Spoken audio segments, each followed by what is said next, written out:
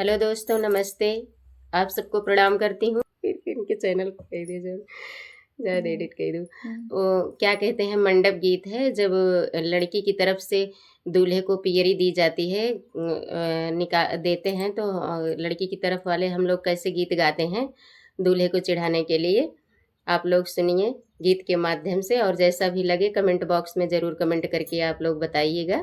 Channel को subscribe करिएगा। पियरी धोतिया कई पीले रंग की नारी जी, पियरी धोतिया कई पीले रंग की नारी जी, पहिरई न जनई दुलहे आमई ससुरारी जी, पहिरई न जनई दुलहे आमई ससुरारी जी।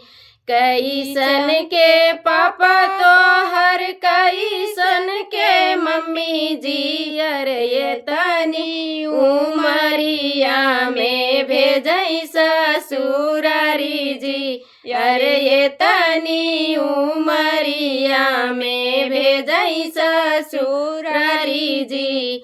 पियरी धोतिया कई पीले रंग की नारी जी, अरे पहिरई न जनई दुलहे आमई ससुरारी जी, अरे पहिरई न जनई दुलहे आमई ससुरारी जी।